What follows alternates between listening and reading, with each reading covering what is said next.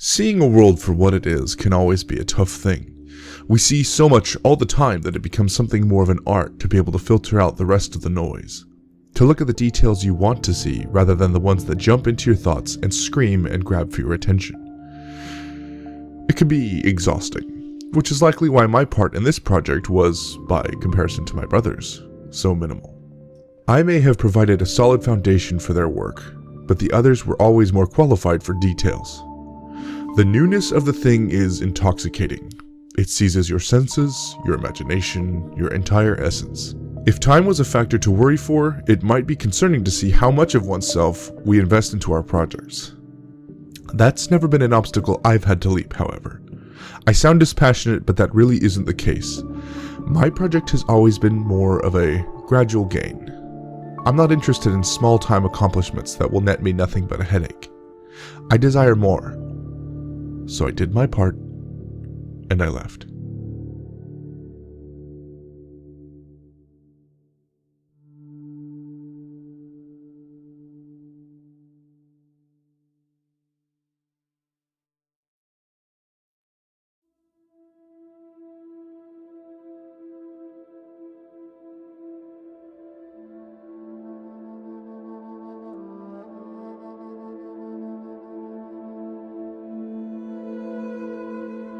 There are many fantastical cities across this harmonious world, but this city is the unspoken capital of that empire. Buildings taller than you could believe are suspended off the ground through magical means. The fountains at Octant Junction parks run with shimmering gold or crystal liquid. Bridges connecting far octants span the sky between the reaching buildings. Outside the grand walls of the city lie the various markets and workshops of the population. This is Dustfall, the grandest city of the Djinn.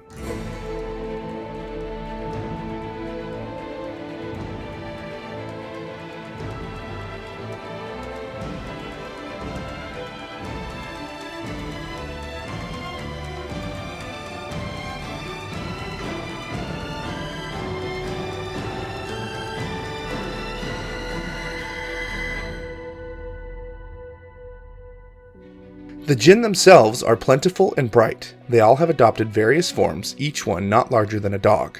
Some of them walk on 2 legs or 4 legs. Some of them float elegantly above the paving stones, and some still only pop into existence when they're needed. They are busy yet graceful people, unmatched in their arcane talents and knowledge. Dustfall is the epicenter for the world's magical, medical, mechanical, and experimental breakthroughs. No new items, spells, or procedures ever become anything more than lines on paper until they have been brought through the work district in Dustfall. But as all things are wont to do, times are changing. Oh, the city itself is as splendorous as ever, but something hangs in the air. It stifles creativity and ingenuity. There's an ongoing crisis inside the walls of the Djinn city as production and studies have all but stopped. The economy is on the brink of collapse, and the non-Djinn denizens are becoming increasingly worried that the city won't be able to sustain them any longer. You find yourselves as the bodyguards for one of the more important ambassadors in the city, a younger Coronid man named Sanagar. You arrived in the city under the pretense to help bolster the economy, but after receiving word from a priest from a temple located in the head district, he grew wary. The city is becoming restless, and a sense of impending death hangs above your heads. You wait for him now outside of the meeting hall, which he is currently in. What would you like to do? What time is it? Midday. We're just waiting for him as routine? Or? Yeah, he's in the meeting. You four are just kind of waiting for him to be done with the meeting. You're out in the meeting hall's kind of in the middle of a big square. There's lots of open space, so plenty of room for Hazard of Fire's elephant to roam around, which surprisingly isn't really drawing as much attention as we might think here, but it is still a sight to see. Is there anything irregular, like the meeting going on too long? Or? Not particularly, but you know that his mindset going into it was a little more shaken than normal. He had spoken with a priest before heading inside. Felt a little off. He's walking away with his group. He's of the, you would know him as from the priesthood of the 12 shards. Are we close to the door? Where the meeting's behind the door? You're down the steps. Think of it like the Hague or something, right? Okay. It's a really big building with lots of steps, and you're at the bottom of the steps. I think Galatok would just be sitting there, leaned up against a wall, and he would be like phonetically like cleaning his like it'd be his chest, but for him it's his plate. And he like looks at you guys kind of like anxiously, and he keeps like shining it, and then he seems satisfied, just kind of crosses his arms and acts like no one was watching him. You know what? Clint is better than what?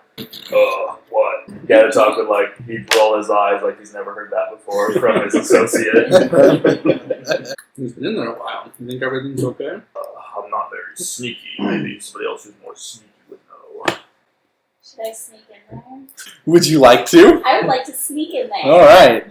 Okay. Yeah. Go ahead. Roll stealth for me. As she's doing that, I will use Control Flames cantrip on the lamps to reduce their area of light by half. Nice. Roll stealth with advantage, please. Yeah, you're able to. You wait until the doors open again and some scribes walk out, and you kind of just slip in behind them. And there's not really a lot of guards, but there's like people standing around talking and shuffling papers, and some people working behind a desk.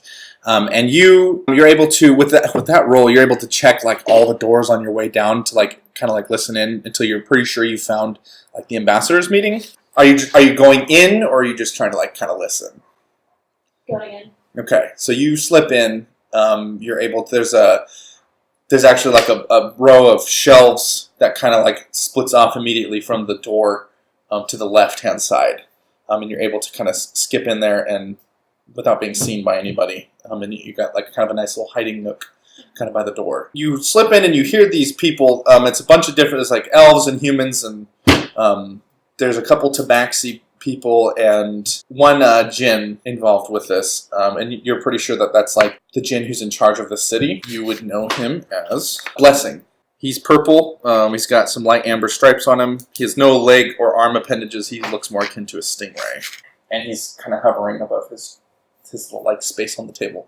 Anyway, you walk in and you hear them talking about, it's sort of mid-conversation, and it says, "What do you suggest we do about this dragon?" And there's a kind of a roar of people like talking all at once, and someone mentions like, "Just send do we have any soldiers we can send east?" And then someone else says, "You want the soldiers frozen? It's a blue dragon after all." There's a lot more kind of clamoring, people trying to talk over each other, until finally the Djinn sort of like, there's a snapping sound. It sounds like he's like clapping his hands together, but he doesn't have any appendages to do that, so it just kind of like reverberates from that direction. And you hear him say, "Gentlemen, please, we mustn't fight. We mustn't be...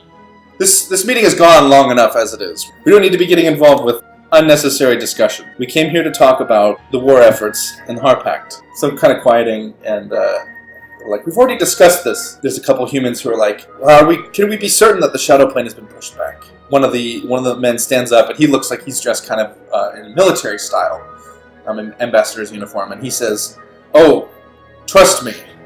If the people say Kandaros Happy Herald, push them back, then they're pushed back." There's a murmur of assent.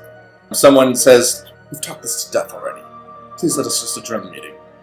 And you look and you see that it's Sanagar who's saying that. He says, "I would like to return and speak with the priests of the temple. Has anyone else felt what's going on in the city lately? It's not a right time for the city." And there's some kind of overtalk. You can't really hear what's being said. And eventually someone says, "All right, motion passed, meeting adjourned." And they all kind of stand up and start walking towards you. What do you want to do? Sneak back out. All right, roll stealth. There's a lot of commotion kind of going. Someone's still shouting in the back. And you're able to sneak out of the door without anyone really seeing you. You are seen in the hallway, but at this point, it's not like there's people everywhere, so it's not really a big deal. You know that you're allowed to be in this building, more or less, but just maybe not the meeting. And so some people see you walking out, and you're able to get back out to the group before Sanagar arrives. Yeah, it's awkward.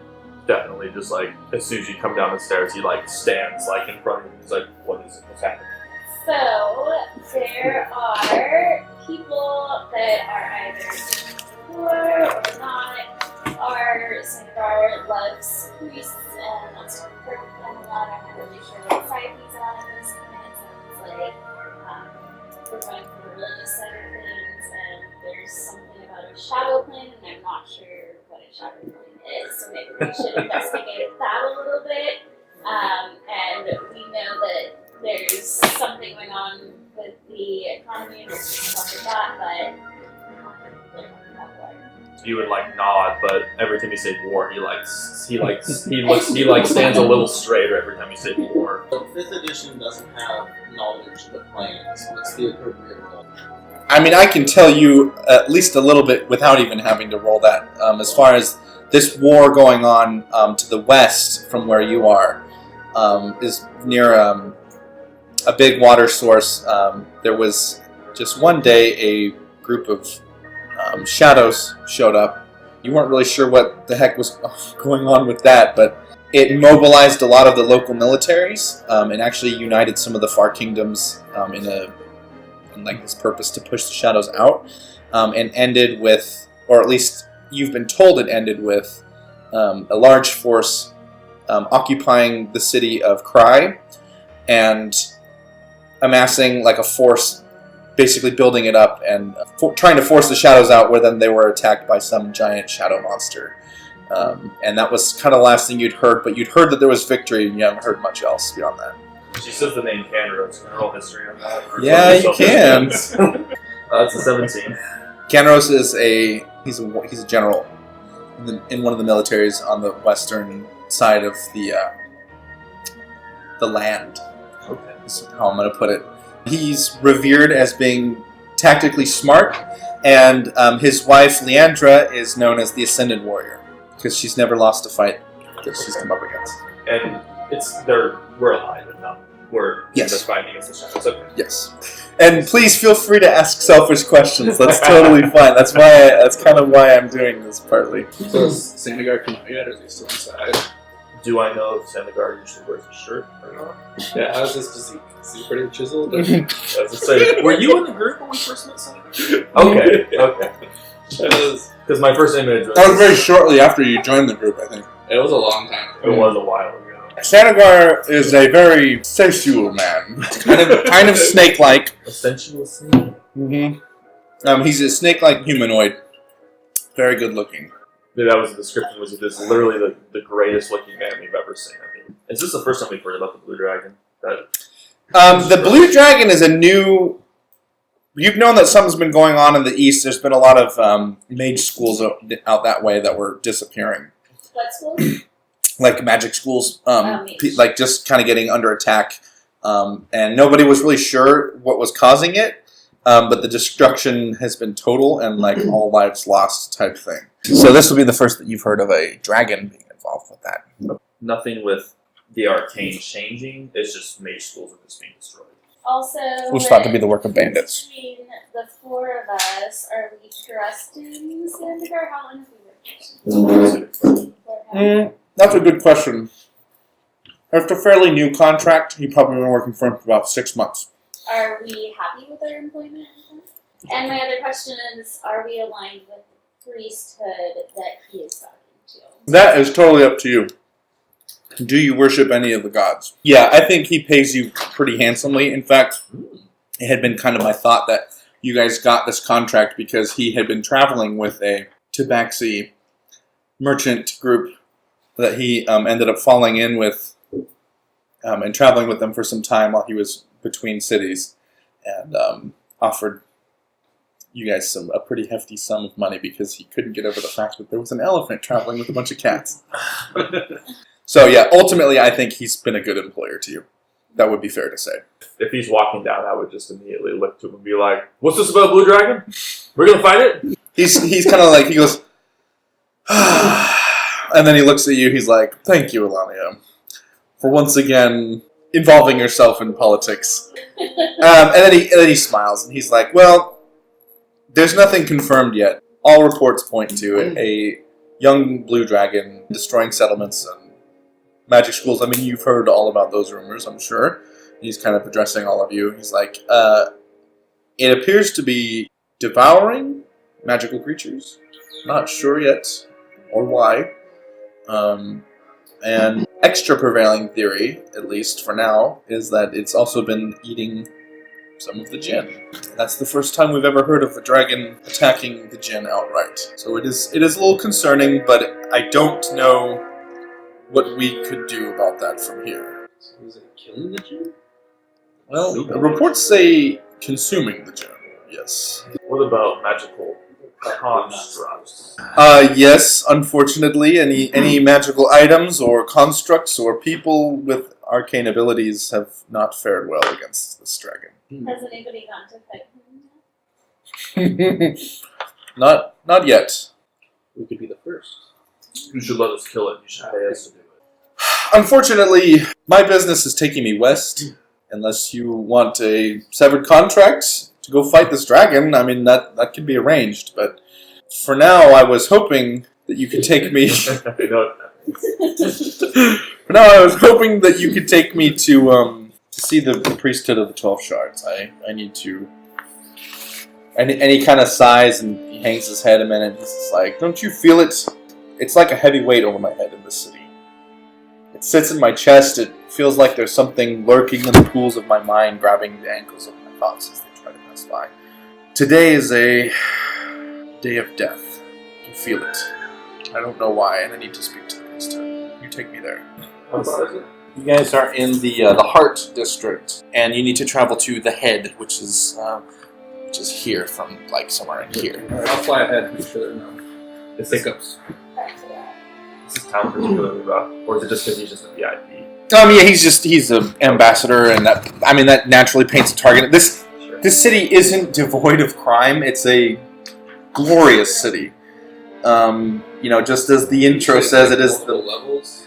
Oh yeah, think skyscrapers that reach higher than like any cities we have, and like the bases are not even touching the ground; they're just suspended in midair. I'll go ahead and kick the rope ladder, climb down, and offer Xander the seat. Yeah, he'll climb up and nod his thanks to you as he climbs into the saddle. While you're flying ahead, roll perception for me. 18? Okay, as you're flying ahead, you're seeing kind of some weird confirmations of what he had just been talking about. There's like some areas where there's a lot of people congregated. Almost looks like protests that are starting to maybe turn violent in some areas. Not necessarily on the path that you're going to take to get to where you need to go, but there definitely is a lot of people on the street right now. A lot more than you're used to seeing in the times that you've come here before. Something is up, and now that he's kind of mentioned this heaviness that sits in the air, you guys all kind of start to feel this oppressive feeling in the air. He just kind of looks over to you guys and he's just like, sometimes you just get so frustrated, in politics, this is ridiculous. I don't feel like they're taking the concerns of the Djinn seriously in there. You know what I mean? You ever get that feeling when you're trying to bring up a topic of conversation and it just feels like people aren't listening? And that's how I felt in there today, and it's frustrating. It feels like nobody's taking this seriously. What aren't they listening to about? Well, the Djinn are concerned. I mean, they're concerned about the dragon in the east. They're concerned about the shadow plane in the west. They're concerned about this feeling.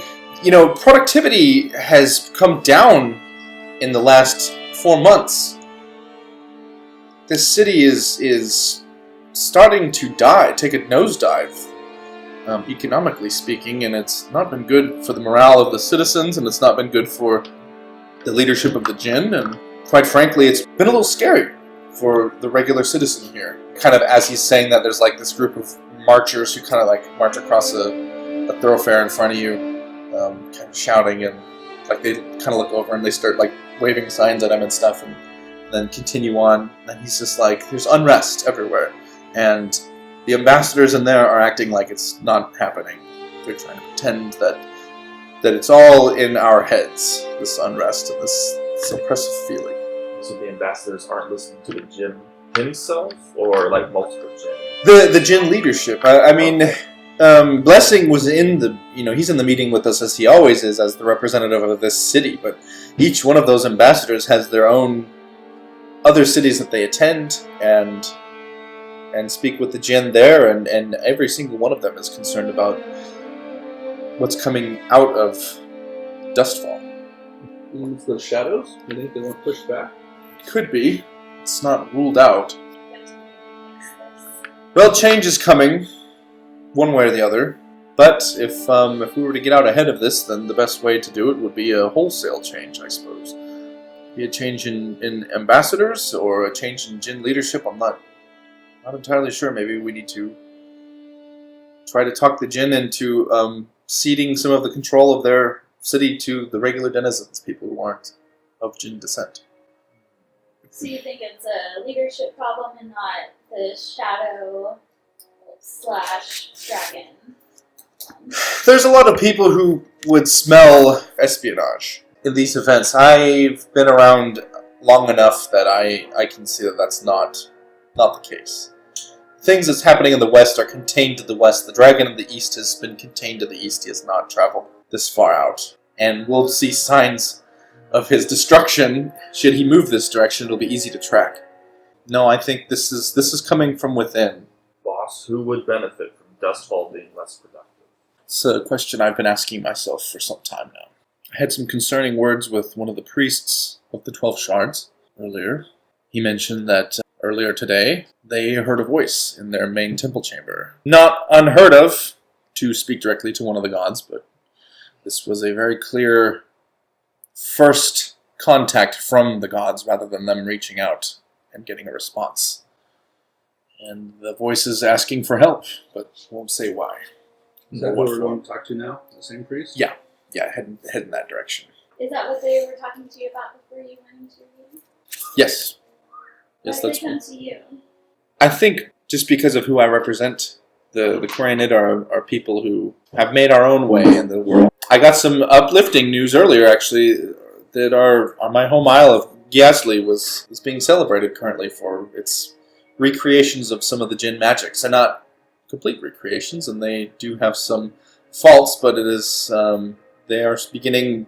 They broke ground on a new building that hopefully will show what my people can do, and I think that in that way, who I represent makes me important to the priesthood, as they've been trying to bring temples to Gyasli for some time. Why they told me this information, I'm not sure. Can I roll history on, like, would I know of any, known dissenters to his race or people who don't like his race? Yeah. Who maybe would have led to a war, perhaps? Maybe from the future who don't like him. Is there a future check? Yeah, is there a future stat on here? Like, Yeah, you playing a diviner wizard? yeah, just a homebrew section. Yeah, you can roll history. I have more points in history, probably. So. Yeah. Oh, and it's Nate. So.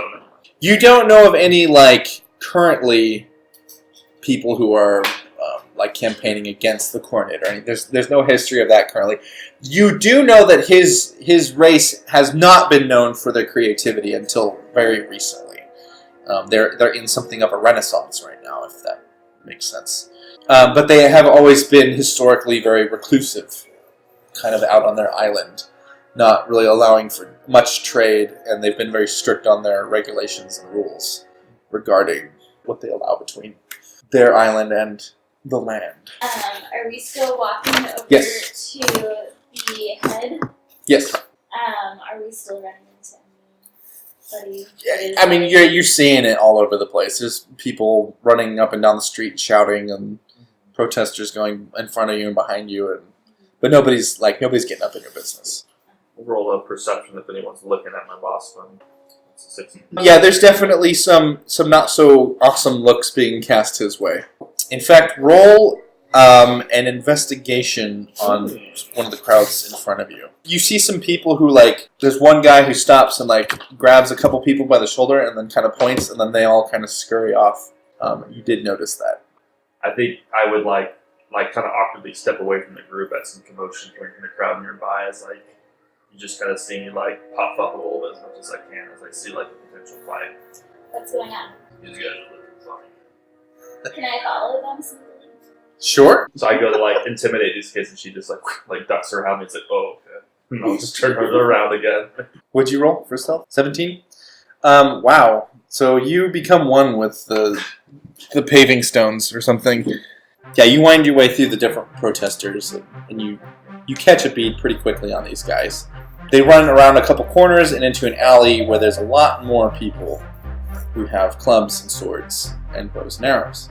Do I see this with this guy? If you were following her, then yeah, I think you eventually come over, when you come over directly from the alleyway, you're able to see what looks like a group of people gathering. You are handed a pitchfork, and they're just yeah, we gotta gotta take this place down, man.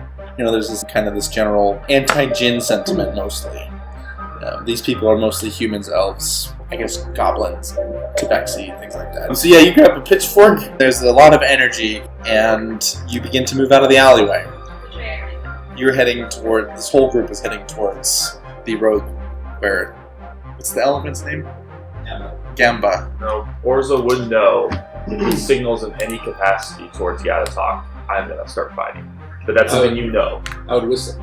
Whatever the signal is they usually give, like it's an on or off switch with them. Just so you guys are aware. Like there's no in between. If you say there's something weird, we're gonna start fighting. So I whistle to be alert. So I guess that doesn't work. it's a different whistle, so I'm like look out, kind of signaling up ahead on the road. There's trouble coming. okay. So I can see it all happen. Yeah, you're kind of watching this crowd surge that direction. Is there a different area of the direction where the Djinn are? Yeah, the heart is where it's sort of a residence area for the most part. All the kind of shops and workshops and things like that are outside of the city walls. And it's like for high class non-Djinn citizens and Djinn citizens are all in the heart. So if you're Djinn, you're on it. Yes. There are those who choose to live outside of the city walls, but for the most part, yeah. So the kids who saw our boss Yeah, they're part of like there's maybe like a group of 5 people who are sort of like the leaders of this thing, but as the energy builds, as mobs tend to become, eventually you lose leadership altogether and it just becomes people doing what they want to do. And you are quickly approaching that point. Where are we going? Well, we just saw one of the Coronet ambassadors. He's heading down this way. We gotta wreak some havoc, if you know what I mean. What do you mean? We're just mostly trying to scare him. We don't, this is what we're gonna do. I think there was more ambassadors that way, Well, but the meeting hall's this way. but they all went that way. That means they've already passed it. Oh, Ricky, did you? I want you to roll deception for me. Okay, 18. Ricky, she's saying that the ambassadors all went that way. What? No, meeting just got out. They couldn't have got that far. No, she says it. That way. She says it. And the crowd turns and begins to surge that direction. And I believe that. Nicely done. The crowd turns and surges a different direction. The road clears up mostly in front of you. And you guys are able to continue on for a little while. Did you signal that the crowd was like moving away? Yeah, whistle. Oh, It's okay. Yatatok was like, Different- like turns on his heel and like kind of hangs his head as he goes back to the box. In the way that crowds can sort of move a little bit like a liquid. This is such a weird way to describe it, but it is kind of true. There's there are like surges and eddies, where people are just kind of breaking off of bigger groups and they kind of like disperse and don't really know what they're doing anymore and either go back or find a bigger group again. And yeah, you get a pretty decent picture of the unrest in this city, and it's bad. It's maybe even worse than you had initially thought when Sanagar had first talked about it. Yeah, it doesn't take a whole lot longer. You guys get to the head, as it were. There are many different temples in here. There's 12 of them to be exact. There's a temple for the goddess of war. There's a temple for the goddess of growth and nature. The god of order, goddess of power, the goddess of love, the god of shadows, god of memory, the goddess of truth, the god of honor, god of preservation, goddess of ruin and chaos, and the god of death. And which one are our priests from? Well, the priesthood of the 12 shards is it's a pantheon. Thank you. So They're sort of all of them. Yes. So there's I should say there's 13 buildings because there's 12 for each of the gods, and then. And there's that forgotten The god one. nobody talks about no more. Who's, out of curiosity, does anyone follow a specific god? Because I can tell you the name of that god. Yatatok's understanding is he doesn't know how he came to learn like spells and arcane, but he attributes it to Grimfolk. Okay. Because that's the only like god that he could identify with in some capacity is that she's interested in war and she's interested in the Strongs. Which god would watch over like the plane of air? Plane of Nature. air. Growth, nature, travel, and enrichment. That's probably what In Farsha. I would swoop down and offer some gold to in first shot and say a Okay. prayer and then get back to the party. Just like, Yeah. I don't want to be disrespectful to that god. So I just Some passing human range of Shinklin. Okay. I like that. I think when you drop your offering and like say a quick prayer, and as you're kind of doing that, there's like this really strange feeling that comes over you. You're not used to getting like feelings back this strongly, at least. It's usually subtle enough that you're not really sure if maybe you're just kind of tricking yourself into feeling this way. But this is like very much you get this spike of adrenaline that feels like someone's trying to kill me right now, or I'm in danger, kind of a thing. Okay. Yeah, as you sort of like swoop down, Okay. offered some gold, and there's a strong feeling of danger. I'm in danger has just popped into your I shoot up in the air and start looking around. is bad. So we're heading to the Pantheon? the Pantheon, the priesthood of the 12 shards. Is there just That's one what I know. single entrance into this place? Yeah. I watched that entrance. Okay, that's fair. You like perch and watch Or it. just kind of, I don't stop. I'm in the air. Oh, okay, nice. I like it. How are these temples set up? Are they like pews and stuff? They're built almost kind of like the meeting hall is, where they have like offices and different rooms and things inside of them for the different like priests of the gods to like do their own things in there. But yeah, there is like a worship hall in each of them that has pews and things like that. It's probably the first room you would enter into would be like the main worship hall with everything else kind of being on the sides. If like the worship hall was built in the center and like a lot of other buildings or like rooms and things were built around it. Some really beautiful skylights. Has it just been kind of casually like ducked behind the benches whenever he's not moving from place to place? Stay as out of sight as he can. I want to go ahead into the building that we're heading towards. Okay, yeah. I think you guys are all kind of walking. You're gonna sneak in. Yeah, let's see. Oh, okay. Interesting. I'll just stay with Sandegard, like shoulder to shoulder with them. Okay. Just like, Yeah, I think this is probably. This seems like huh? That's a good point. I guess belly to head, 7 feet tall. Has he come back down yet? Oh, is he Did still he just know to come back? Yeah. I think you guys have parked, so to speak, and He's outside. this to me feels like probably a pretty standard procedure for this group. Something you guys have been doing for 6 months, so he's not like weirded out that you're up in the sky and you're hiding behind stuff and you're sneaking ahead and you're like holding on to him, like, okay, come on, sir. Yeah, the priest knows Sandegard's Protect the coming, president, because there's an elephant outside, like there's a giant like stained glass, and there's this big elephant like peeking inside, like, oh fuck, Sandegard's here. And his freaking band of freaks. Sandegard Circus! Awesome. You guys walk into the main hall, and there is a big, bright blue curtain that's been drawn halfway through, like the worship hall. And you guys would know. I mean, that's pretty well known that that's like a ceremonial thing where they bring that out when they're actually turning that into like the temple chamber. It's like the main temple chamber when they're trying to speak with the divinity. And this curtain is drawn right now. It's really heavy material, so you can't hear what's going on the other side of it. Okay. Make a stealth check. 29? I don't think it matters. I'm having this idea in my mind, but then she just rolls out stealth. I'm like, alright. And make a wisdom saving throw. 14? You sneak behind the curtain. Nobody notices you. And you are immediately hit by this feeling. Sorry. I just had to do it.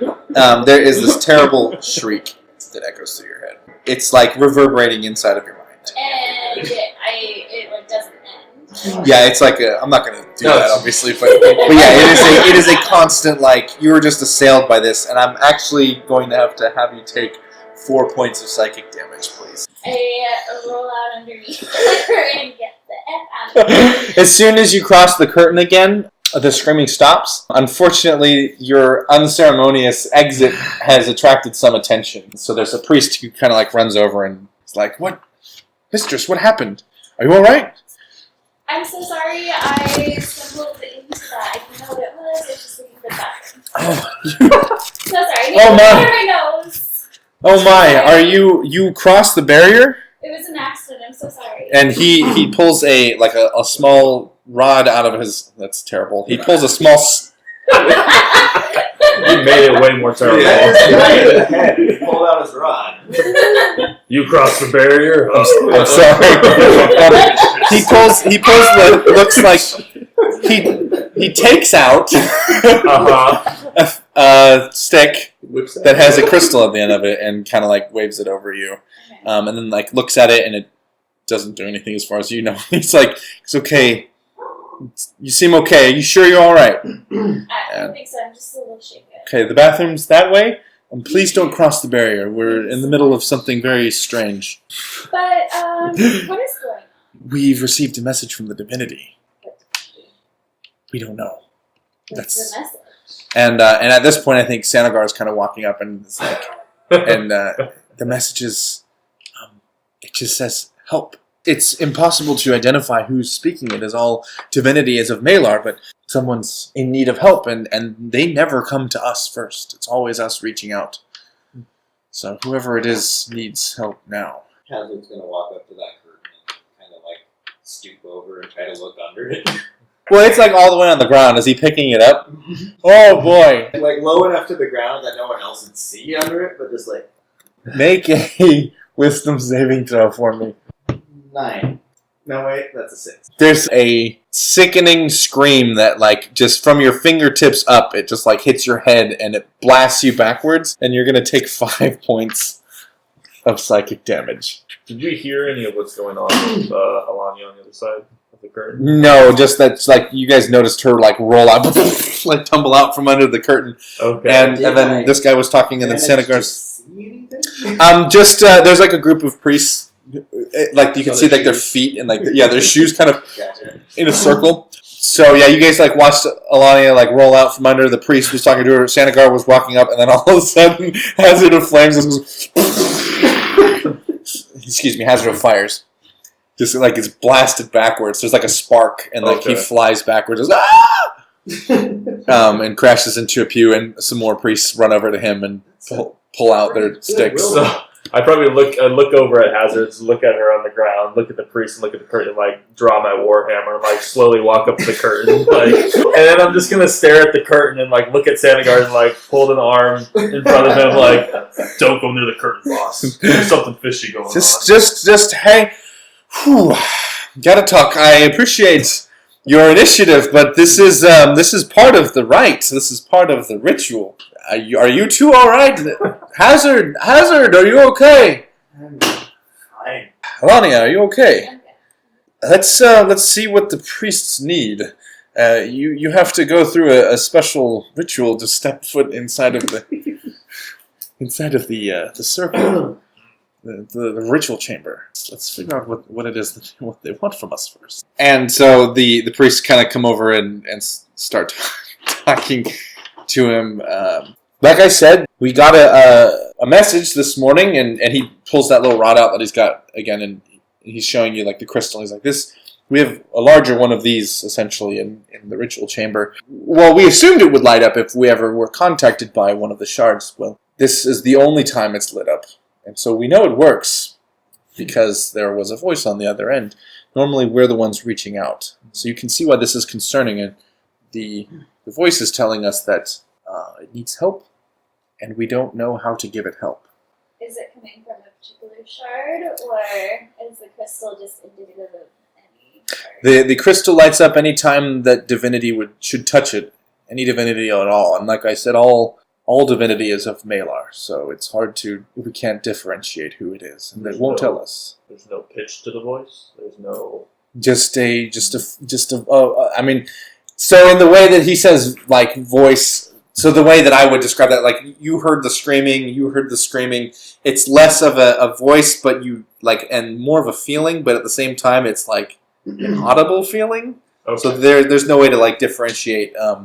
Between a man and a woman. Yeah, essentially. If I don't see anything outside, I'm going to come in too. Okay. Like there's still some unrest, but it's pretty far. It's like within the heart. So yeah, you walk in about the time he's talking about all divinity is Malar and blah blah blah. Okay. And that's about the time that you walk in. Sanagar's like, well, you sent your priest to talk to me. What is it that you need from me? They just kind of shrug and they're like, we just need help. And Sanagar looks at you guys and he's like, what do you think? Should we do this? They're saying they need help. I don't know what that entails, but I think I need to go in that chamber. Does anyone want to come with me? Yeah. So the god needs help, right? As long as that doesn't happen. So you guys are walked into a chamber to the side where they bring out a couple of different types of crystals and things like that, and they begin a chanting ritual. They chant over you. If power is a thing to be gained, taken, or otherwise held in these cosmos, it is an assurance that I have been there or have plans to see myself there. Creativity never suited me, and as I've already said, I'm not meticulous enough for details. I thought for a spell about testing my mettle on making a project of the kind that only benefits others. I've met 4 types like that in my existence, and each one of them were insufferable. They always had their uses, and I did use them. I found it appealing, the thought of becoming an insufferable help. At the finish of Paths Not Traveled, I just couldn't imagine myself there. I only wanted more power, more substance, more presence, more. Once a project is taken on, we are bound by it. So my project became a gradual one. The holding of a project like this is freeing.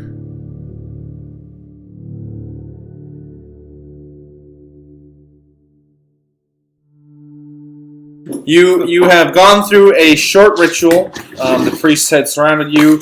They waved some crystals over you. They chanted a chant in a language that you weren't able to understand. And then you were ushered into sort of like an airlock of curtains, if you will, where they walked you in on one side. They shut the curtains behind you, and the curtains to the main ritual chamber opened up. It's just there's a circle of priests who are all surrounding a crystal that's suspended in midair. And they each have a hand on it. And the crystal is lit up bright green. It's probably like as big as this table if it was like sitting up. There's exactly 12 priests surrounding it, actually. Some of them you recognize from your times in other of the temples. You know that they're the head priests of the 12 shards. Or rather, you notice 1 or 2 that you can recognize and you extrapolate. Yeah. I mean, honestly, it's 12. And they're not actually speaking out loud, but their mouths are moving. I'll just start talking to it. Totally oblivious to how these things work. Hello, we're here to help. You said you need help. A bird steps into the chamber and goes, hello, hello, hello. Hello. You said we need help. We're here. Nothing. The priest in front of you actually don't even like flinch, but the guy who's like been walking you in, he kind of like turns around. It's for the concentration. Sorry. Sorry, everybody.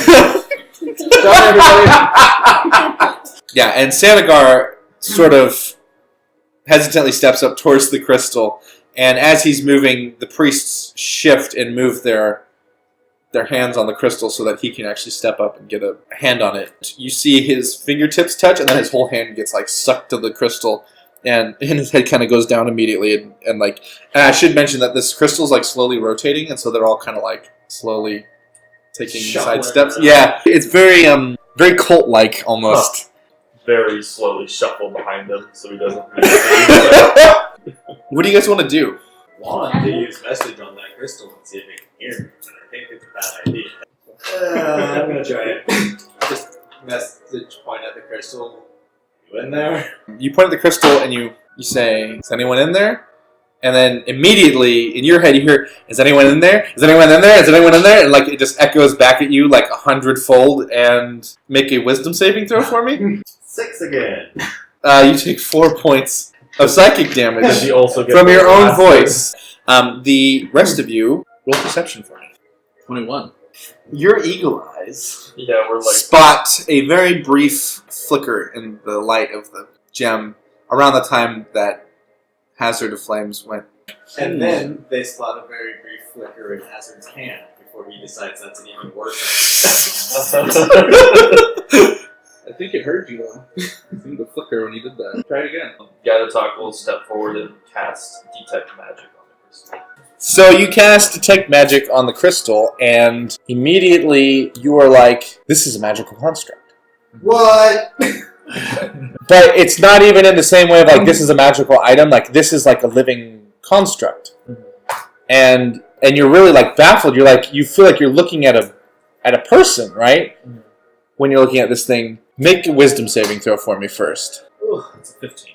And then suddenly you get this feeling that you're like, you're looking at a mirror in front of you with a mirror behind you, and you realize that you're just like getting this echo of yourself. You're literally reading, you've detected magic on yourself. Huh. And you know that like, you're a construct, right? And so that's what you're seeing. Thankfully, it passes without...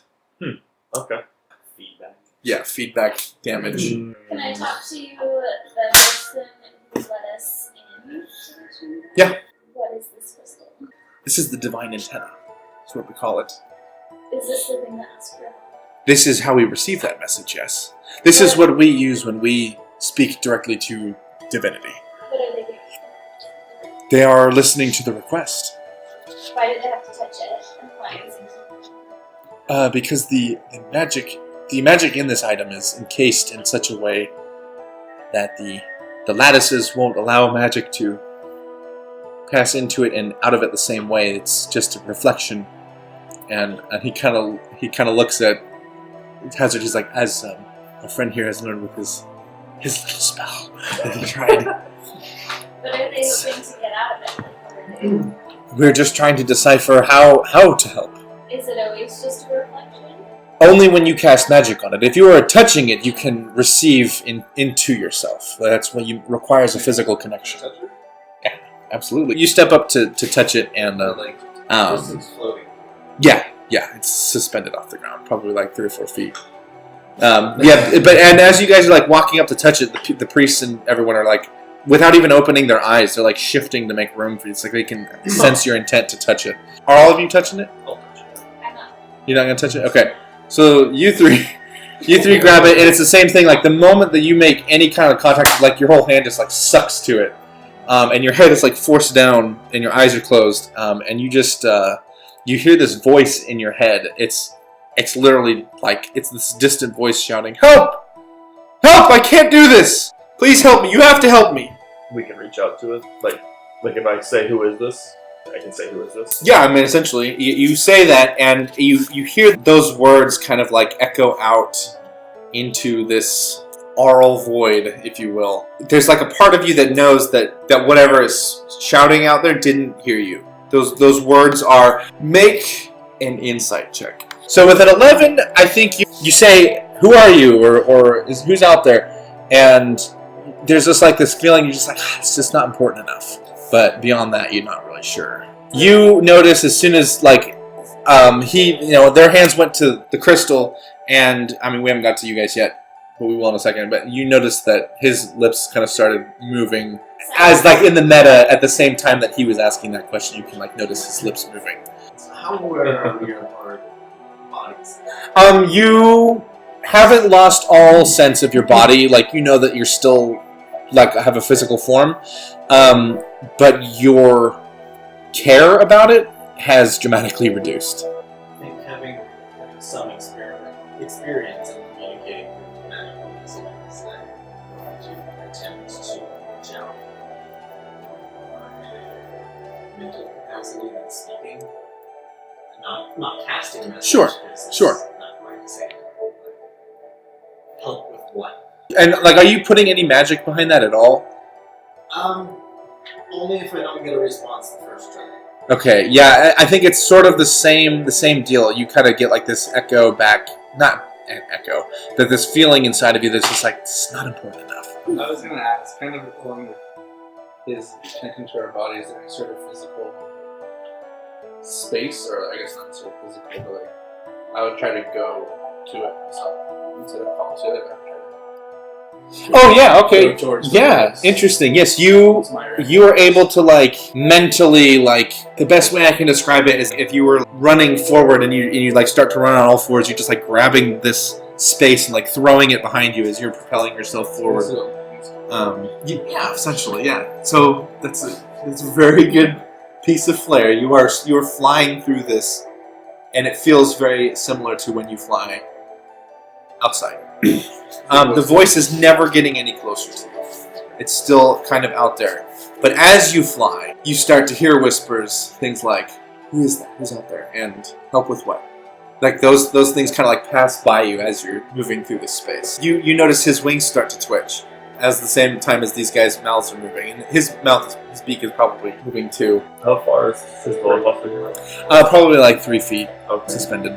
So it has the wires underneath it, Yeah, essentially. very slowly.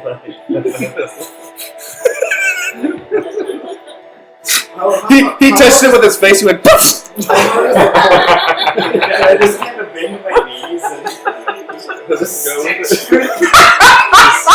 slowly lifting up off the ground. His feet are just dragging.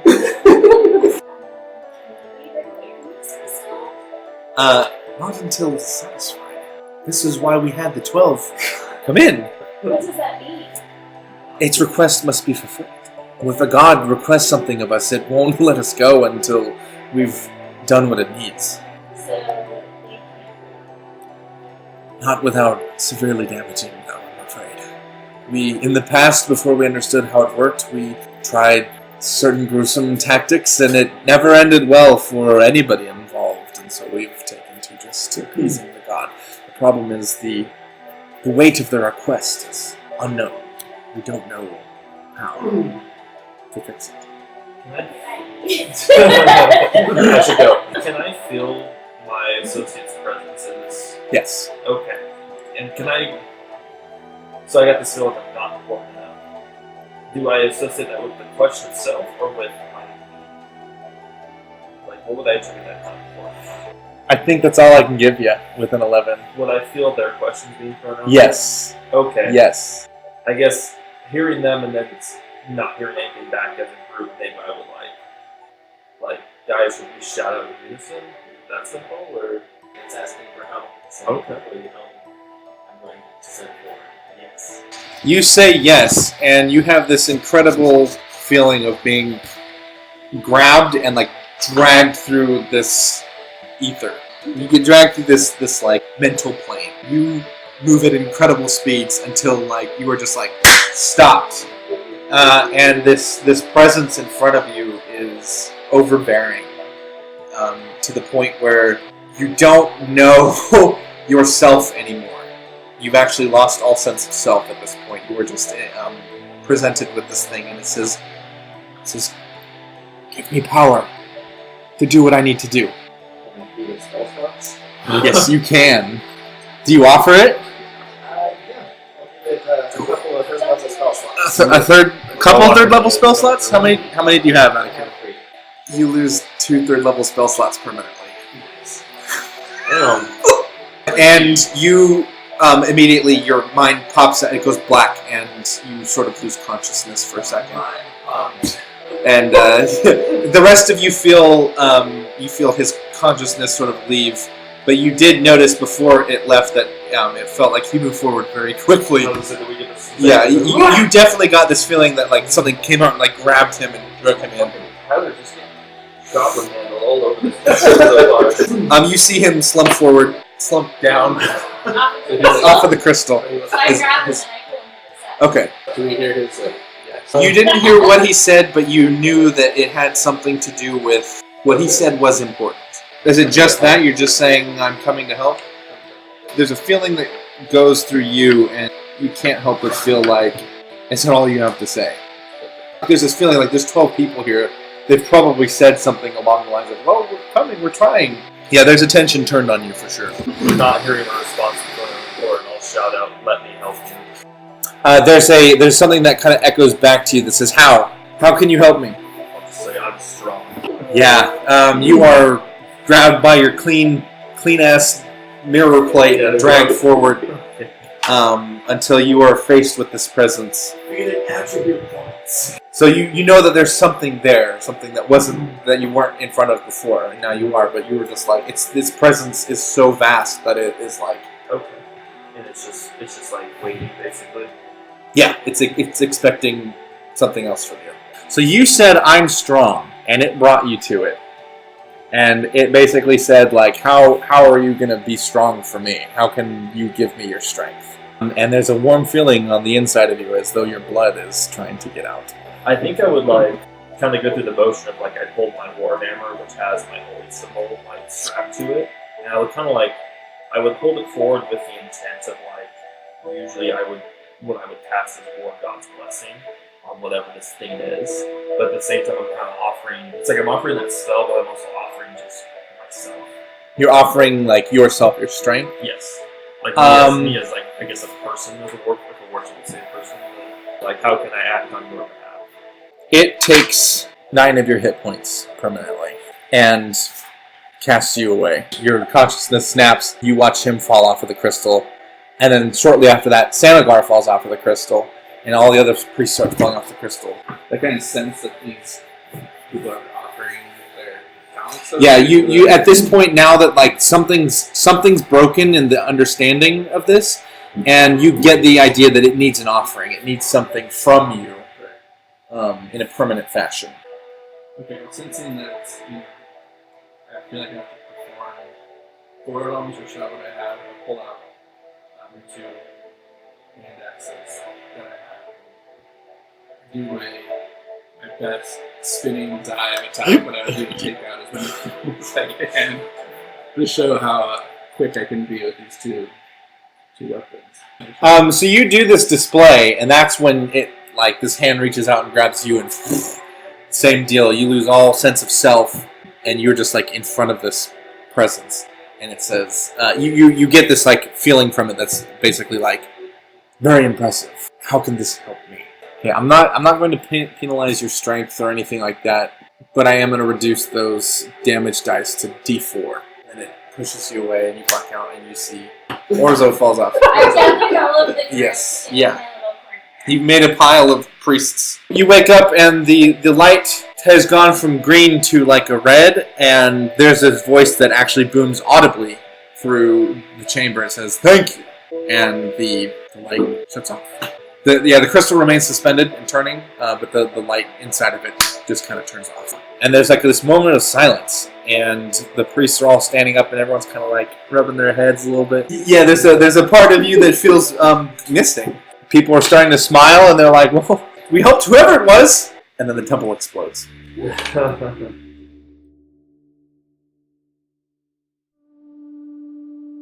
I don't remember doing it the first time I lashed out. I tried to convince myself for a span that I was simply too traumatized by what was happening inside me that I let go of the experience. Knowing how I've gone on with myself since then, I can honestly say it was likely that the experience mattered so little to me that I never bothered to keep the memory. The most interesting thing about that experience was finding myself back with my brothers. How far they had come. I underestimated them at almost every turn. Their project was astounding, truly. What a power to be held. This project of my brothers proved it. I must have known all along somewhere deep inside myself. Confronted with it at that moment brought me a terrible joy, a thrill rising up inside me like I had never known possible. My own project kept me from taking their power, however. Gradual, after all. But I knew my end goal, and that was enough.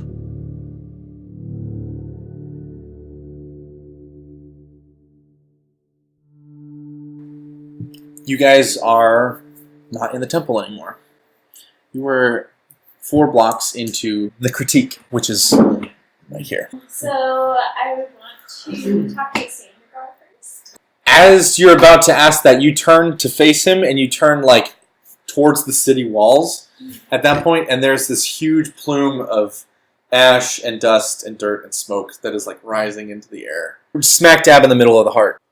Everyone's screaming. Behind you, in front of you, all around you. The temples are starting. You can see the temples like through this hole in one of the walls. And the temple that you were in, its back wall is blown out.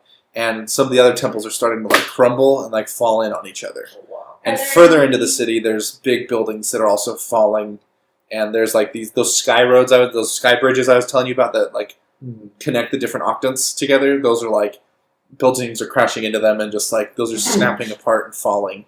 We need to get somewhere safe now. Hazard is going to immediately break into a run towards where the temple was, doing that like 2-finger horse whistle. Yeah, it doesn't take long, but your elephant does come scampering around. Or is it, can you see what's happening? Yeah. Which way should we start from? I would point towards the smoke coming from the center of the city. You're going away from the smoke? Or Towards the smoke. I say we go away from the smoke. Well, you need to Maybe go investigate and see, tell us what's happening. And see if I see anything. The dust is really heavy up here. There's a lot of dirt. And it starts getting hard to see and getting hard to breathe, but you get this idea that something has collided into the middle of the city that probably came from the sky. Sanagar's unconscious. It has to be connected. So, what happened? What'd you guys do? Fill it in on what I saw at least. Yeah, I'll do it. Maybe not like as in as much detail, but like, you know, the same way that dreams kind of start to slip away from you. There's concepts there. You know that you went somewhere, you saw something big, and you gave it something. If we really help something that's a god, like, if it came to see us, just say thank you, and probably crash into the city. I said I'd help it. Now I feel a little less taller suddenly. I don't know about you guys. What'd you guys give it? Give it my favorite weapons. You guys just gave it things and weapons and you didn't know what it was? It seemed important, though. It seemed like nothing was going to happen unless we did that. So, do we need to go look at what just crashed into the city? Let's head that way. Are we carrying them into this? Are we getting somewhere safe first? I don't know where else we can hide them. Maybe the temple in Persia, if it's not destroyed. In running in towards the middle of the city, you come across a very large building that is leaned up against a bridge. And on the bridge, you can see 20 different people. Men, women, and children, not Djinn. And in the building, poking out of some of the windows, you can also count about 20 people. Everybody roll investigation. It looks dangerous. Is leaning on the bridge? Yeah, like this building is like collapsed, sort of, and like leaning up against the bridge. And there's like people just like poking their heads out like, Like waving for help. oh, they want help. And there's people on the bridge who are trapped, who can't get off either direction. And the suspension of the bridge is starting to like give out. How far are there? You're close enough to be able to help. So, you guys go to the bridge and over the building. The entrance to that bridge would be too far away to get to in time. So, only a blind person. Or scaling the building. Oh, so you can scale. You could scale the building to get to the people on the bridge, or you could scale part way up the building to help the people in the building. A willing creature, not person. Elephant. Hell yeah. Okay, yeah, you're able to cast fly on the elephant. I can't fly, so I'm jumping on the elephant. Yeah, are you Yeah. on the elephant? So my prerogative will be to carry as many people at the same time as I can to the elephant. To get them on the elephant. To get as many people on the bridge Yeah, onto to the elephant. Yes. You're leading Gamba towards the people that are like on the bridge, trapped. And you start pulling things away. You go to help, and then you look over and notice that Gamba, in his excited flyingness, has dropped Sanagar. Okay. In the time it takes for you to go help Sanagar, they're like desperate, right? They're like freaking out, trying to climb over each other to get to you. And a couple of them actually start fighting with each other, and you're able to pull 5 people out. At the simultaneously, you guys are climbing up, or you're flying into windows, I guess, and like trying to pull people out. And how are you working that? So, I was thinking of but those aren't. Roll dexterity saving throw for me. Because of your roguish abilities, you're able to get in on a safe entrance into the building, but because of the angle it's at, you have to really do some work to get like up into the building where you know people are, because it's just like the floors are all slanted. So you're like running on walls, and there's a couple doors that you step on that crack open underneath you, and you like almost fall into someone else's like house, basically. And you're able to get to some people, and you're both able to save, we'll say 7 people. You're able to get them out. and simultaneously with you guys. And so then you just feel this building starts to really collapse, and this bridge there's cables are snapping and everything, and it's going. And so you're able to grab Sanagar and put him back on the elephant, and you get your 5 people on the elephant. You guys get your 5 people out, and then the building and the bridge collapse. So you save 12 people out of 40.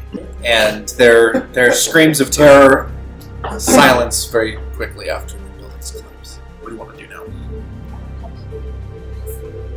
Okay, I need to ask you some important questions. My trading cards! We're in that building! What am I going to do for work now? Sorry, thank you for getting me out of there. I was on the toilet and the walls yelled at me, and then the building was sideways. They yelled at you? Not as much as you would think for someone living in the grandest city of the Djinn. The building was falling over while I went and looked out the window, and I was staring at the ground, and it was the strangest thing. Whatever it was powerful. It threw the whole building down. As you're moving in further into the city, there's people who are like, "Did you guys see that meteor? That was crazy! Do you think it hit the city?" What do you see? Exactly. It was a bright light, came out from the sky and crashed somewhere nearby, I think. Probably not in the city. Does it have a color? It was just brilliant white. But did you look at where the giant thing landed? It was that way. Where's it going? The dust plume. Okay. The smell Okay. of the sky. Okay. Yeah, you guys make your way towards the plume of dirt and smoke and dust. And there's some dark clouds starting to form in the sky, and there's a really heavy wind that's blowing at your back, so it's the dirt is starting to kind of move, all the dust in the air is starting to move away from you. And at some point during your run, Sanagar comes to consciousness, and he's just like, "By the 12, what happened? Why do my ears hurt? Wow, why do I hurt? Why am I in an elephant? What happened? Are you okay? My head hurts." What's the last thing you remember? An incomprehensible presence, and I said something to it, I gave it something. Yeah, did you give that presence anything, boss? We all did. I don't know, I don't remember. Did you talk to it? I think. I don't know if I spoke to it, or if it spoke to me, or if it pulled words out of me, or... It was such a surreal experience, I don't know. Did you feeling of death? His eyes go wide when you mention that, that feeling in the air, right? And he's just like, "I think we started it. I told you today was a day of death." And you guys make it to the edge of the crater, and you look down, and there is a very large person at the bottom of it. Probably 4 to 5 times larger than a normal humanoid. And there's this brilliant white smoke that is radiating up from her body. People are scrambling down into this crater pit to try and help, and some people are trying to dig pits and move pieces off of her legs, and someone else touches her arm, and then there's this bright white flash, and that person is gone, and a dust, this brilliant white dust that just floats upwards. And this person is sitting down at the bottom of this crater and smoking.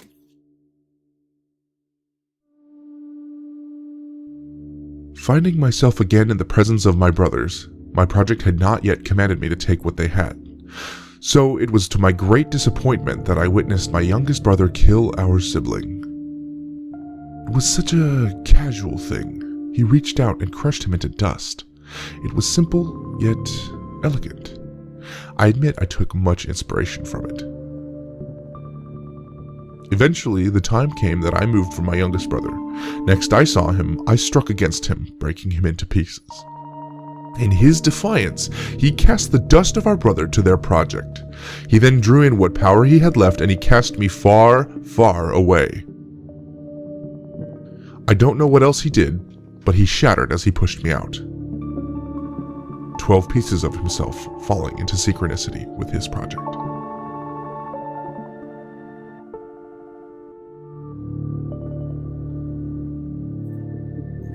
There's a giant person in this crater in front of you that is causing people to flash and disappear when they touch it. You're the one who asked for help. Are you down next to it? I'm by its face. There's no response from it. Yeah, no, there's no response from it at all. Is it breathing? No. Can we throw something at it? I don't see why not. I'm not going to say no. Can I throw debris at it? Sure. Because it's not doing anything anymore. It touches this thing and zips right back towards you. Make a dexterity saving throw. 15. Yeah, you're able to dodge out of the way of it. But it this thing touched this rock, touched this thing, and turned a brilliant white, and then shot right back at you. I did our comment investigation.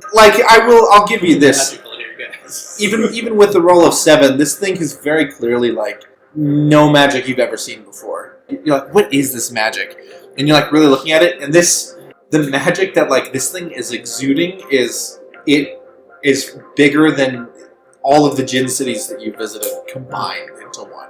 You get this brief vision of infinity.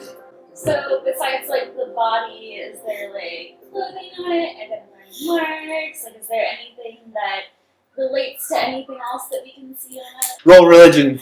Both of you are looking at this thing, and there's definitely something familiar about it to you, especially when you're talking about looking at the robes, and you're just like these garments look really familiar, and you take that and you look at it and you're like, this is all the paintings. In your mind, you're seeing this, and you're connecting this to all the paintings that you've ever seen of the goddess in Farsha.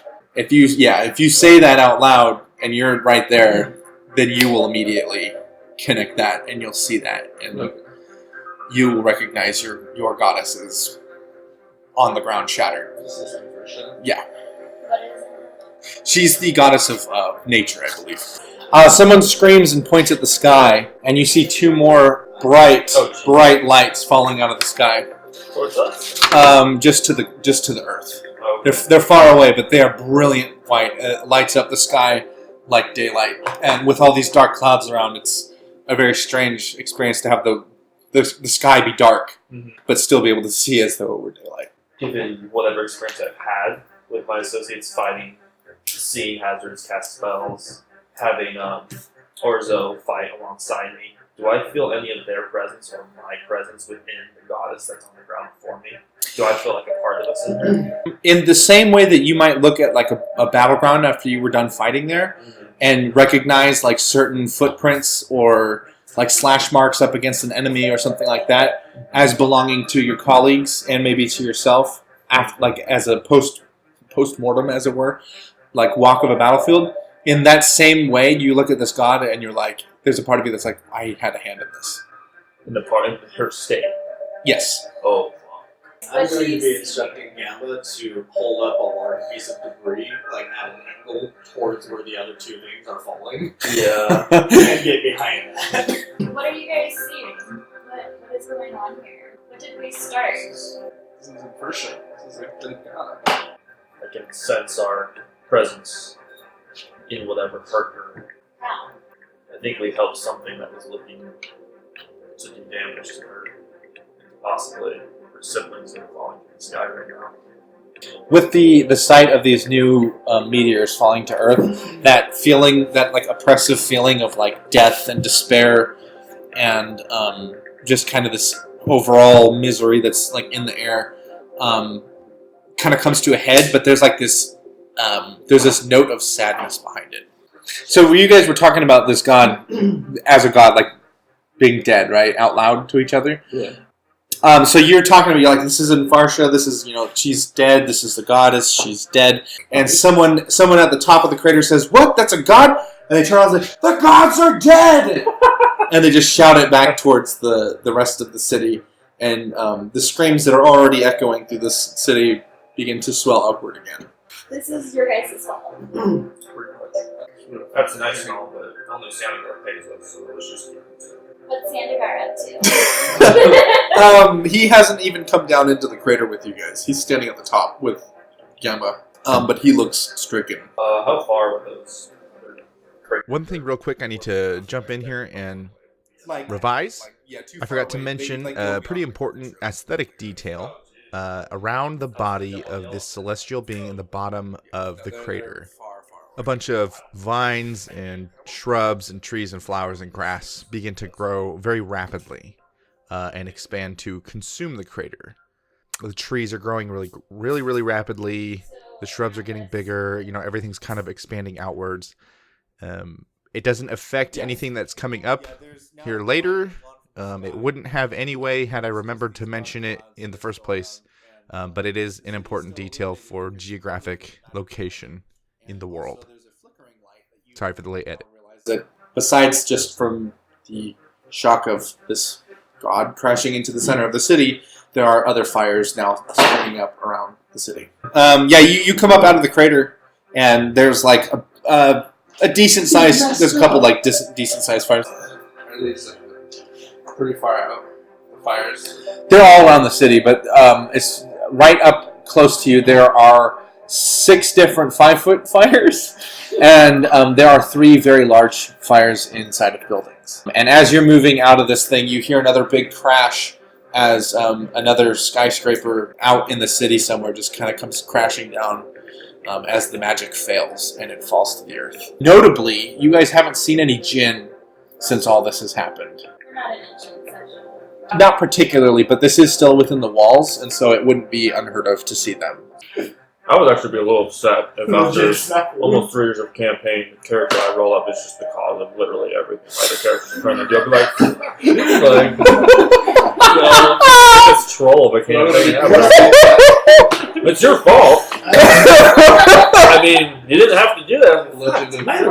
I mean, let's be real. I stuck you in that position and told you there was no way to get out without doing what it wanted. I think I would still try my best efforts. I'd get up out of the crater and cast thaumaturgy to just make my voice reach as far as I can and just tell everybody who can hear me to take cover, get safe, look to the sky. Yeah, there's lots of people who like hear you saying that, and they do as you ask. They start looking for places to go and like kind of hunker down. There's still a lot of people who are trying to like put out fires.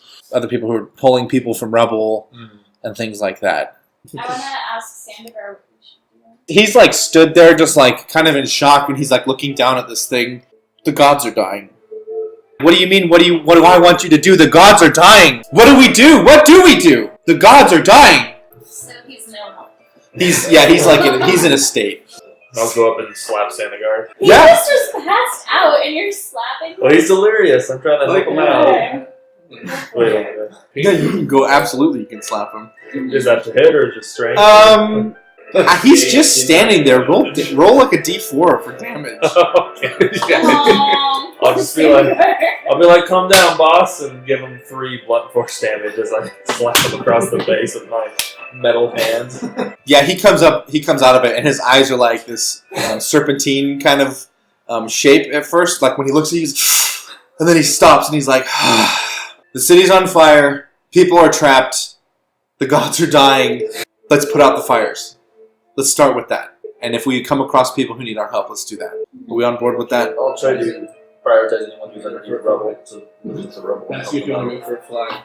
Grab Hazard. Sure. Fly around all these small fires with the. As you pick up Hazard and fly away, the elephant kind of goes. Yeah, that the small control fire to put out 5-foot fires is the cantrip, so I do that. Like, are we just running around doing our own things? Or... I don't know. You guys are doing fire squad. I was thinking the ones near us that we can see at least. Okay. I'll just Fire plane epic. I'll just like run around and I'm just looking for anyone who's like underneath rubble, or if I see pieces of rubble, I'm going up and picking them up, and if there's any people, so they can get out. You guys are able to put out quite a bit of fire. You're able to get like for lack of a better term, the square where you're at now, mostly extinguished. Once the small ones are out, I figured we'd go and pre-burn away tinder before the bigger fires would do. As you're working on this, putting this out, a very large group of people rounds the corner into the square. And they're led by, surprise, those 5 people that you had fell in line with earlier. And they walk up to the crater and they see the thing in the bottom. And you hear someone say, "God is dead!" And there's like this weird, like psychotic cheer that raises up from this group. There's probably like 30 or 40 people here. And then they start spreading out and starting more fires. And yeah, there's a couple of them who do, sure. This is there's people who are moving in to cause damage, and Most people trying to start fires and stop them. If we stay 120 feet up. That's just the edge of the range on fire. It's Ricky. Oh yeah, Ricky sees you coming up and he's like, "Hey, what's going on? Pitchfork, what's going on? What are you guys doing? Where's your pitchfork? I lost it in the explosion at the dog. Yeah, God's dead, right? It's great. Let's push the Djinn out. This is the day of reckoning for the Djinn. We're gonna get them out of here. Why is it good? Because they're small and squishy. And they act like they're better than everybody. We gotta get them out of here. And he like picks up a pitchfork and like goes, "Ah!" Just like runs and just like starts hitting the side of a building. It's doing nothing. But that's what he's doing. Can I just like enter like camera left and just like bulldoze this kid in the wall he's hitting? Like RoboCop. You're tackling him? Is that what you're saying? Okay, yeah. So yeah, you hit him and push him into the wall, and we're gonna roll initiative, I guess. This, for all intents and purposes, this is a swarm mechanic. Yeah. So you are just attacking the mob. You don't have to like specify who you're hitting. They're gonna move towards you because you initiated the first attacks, and they're going to engulf you. You got like these nice shiny metal plates, as armor, and they're swinging their whatever machetes and clubs and things, and they're both glancing off and just missing you entirely, and it's just like a super uncoordinated attack. And so we're gonna move to Randy's turn. Orzo's gonna pull out his longbow. Yeah, that hits the armor class. And then spider attack. Nice. Action surge. The first guy falls. Yeah, so I mean, like you're attacking just kind of into the group, and so you shooting and like one guy takes an arrow to the neck and falls over, and a lot of people like scramble, and so the mob loses quite a few people. How many are ranged people are?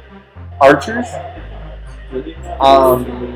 There's like 3 people with bows who will be within range. Perfect. Scorching ray. Yeah, all those hit. those are wow. And as I cast the spell, a sphere of fire erupts around us. I'll go ahead. I'll slam my warhammer to the ground and cast Spirit Guardian. 3, I guess, just kind of big looking, like yellow spheres that are like shaped in my image, just kind of like spread out in 15-foot radius. It's robotic Liam Neeson. They're just giant astral fists that just go out 15-foot radius. So the mob needs to make me push the saving throw. 19. God damn it! Well, they're gonna take half. So they're gonna take 7 radiant damage. So actually, they're going to take 3 radiant damage. Oh, really? The mob is going to attack you again, and they're going to attack with advantage because you are technically engulfed by them, and you didn't move out of their attack radius. So once again, it's just a bunch of incompetent attacking. How wide are these streets? 30 feet wide.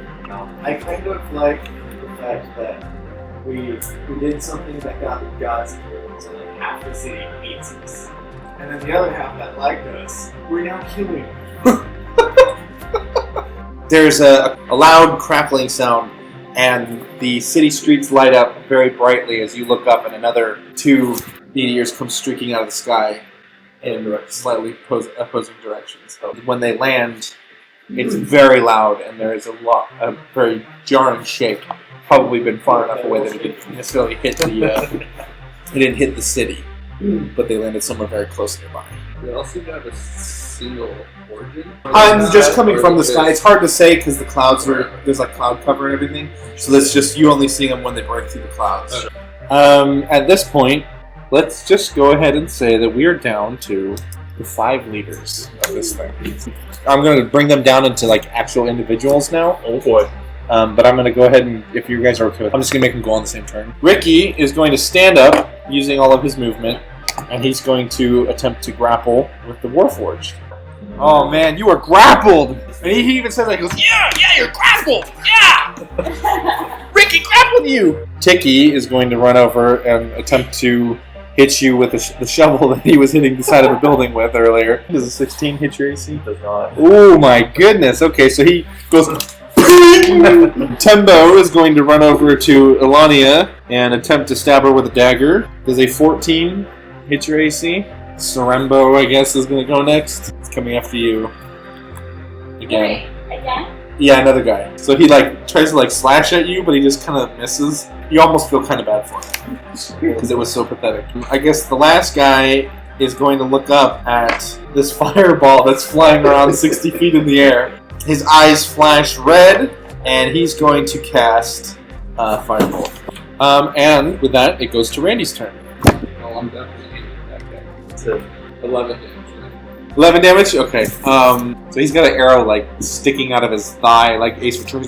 Ah! Oh, is he still standing? Yeah, he's still alive, Okay. but he looks rough. Go ahead and this one is 14. 14 will hit him. Where do you hit him, and how do you kill him?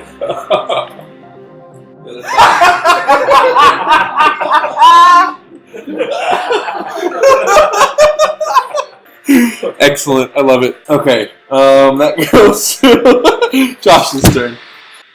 How close together are we? Well, there's one group attacking Alania, and there's one group attacking the one on Gatatok?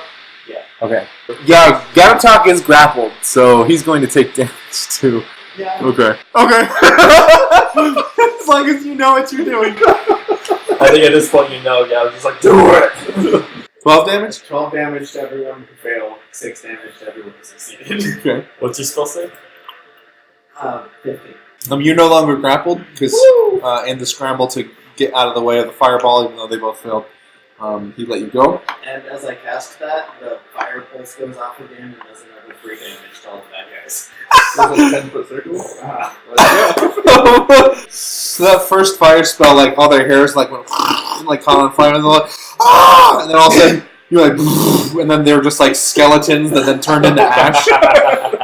So there's 2 guys left. One of them is going to stop, and he's going to look around and kind of survey the battlefield and realize that he's one of 2 guys left. He's going to see the sky light up again as 3 more meteors fall from the sky.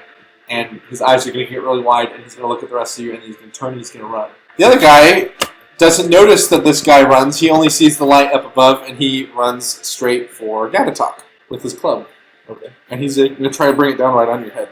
An 18. Just barely misses. And it goes to Randy's turn. Then how far is the guy running? He's 30 feet. he's 60 feet away. I'm gonna change the music. What's massacre music? He Got him. just dies. Like, Okay, then I'll turn to the other guy. I'm guessing he's in range. how do you kill him? Well, he's standing in front of me, head socket hits him. And all of a sudden the arrow comes right through his neck.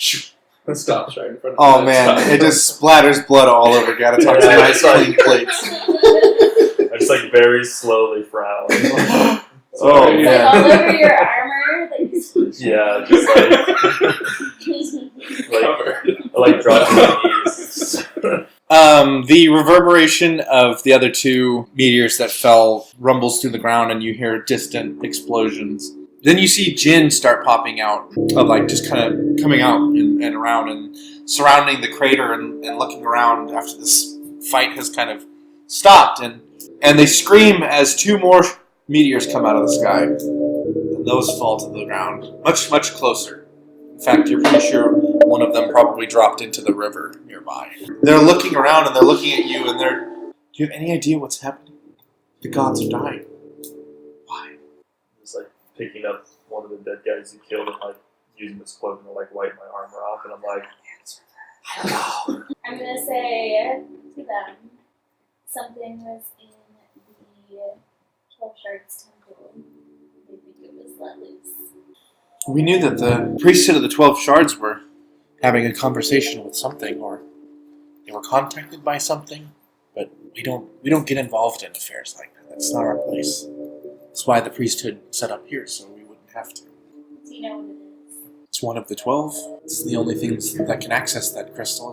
That crystal is a piece of Malar. Can you feel which ones have fallen to the ground? They kind of stop and think for a minute, and they're just like, it feels like everything's drained out of the world except for death. There's one more loud explosion as another meteor falls from the sky, and as soon as it crosses the barrier of the clouds, immediately just buckets of rain just start pouring down, putting out all the fires. And the rain is honestly You're almost clean again. It's the most rain that you've ever seen. It has never rained this hard before, ever. And in that moment, when you're watching that meteor come down, you all feel as though love has left the world. There's no other way to describe it than that. And all that remains is death.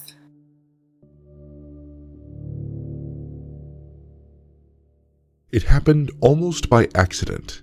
My own project was screaming at me to take more power. It's unbearable, but it will be resolved. Through the screaming of my own ambitions, I felt their project once more. So I began to watch it. I watched it for a long time. I could feel the shattered pieces of my brother. They had taken on a life of their own and continued the mandate in governing his project.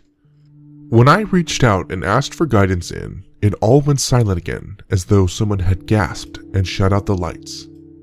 I waited, and I watched some more. I was so close to my goal, my reach knew no distance. Then, just as I was beginning to think I'd never catch a blip from their project ever again, someone else reached out to one of my tendrils. It was a weak thing, probing. It wanted something, so I promised it power. It needed something, so I let it tap into my own reserves. It asked questions, and so I answered as much as I thought necessary, but in return, this small, fractional voice of my brother would guide me in. Little by little, I am moving closer to my goal. Nothing will stop me now, and there are none left to try. Soon, the dust and pieces of my brother will feel it as I arrive. Ichabod is coming.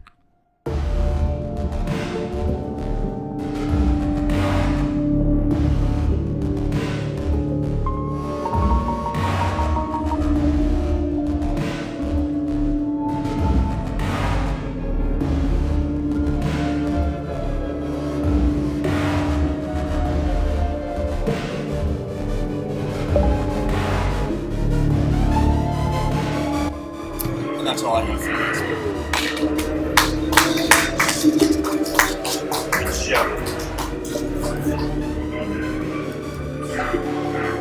So, inside baseball. Not talking as a player, talking as somebody who's listening. Thanks for listening, everybody. I apologize for the poor audio quality. I had a mishap with the microphone that I was supposed to use, and we ended up with the one we had, but it works, and I hope you all enjoyed this. I had a lot of fun running it.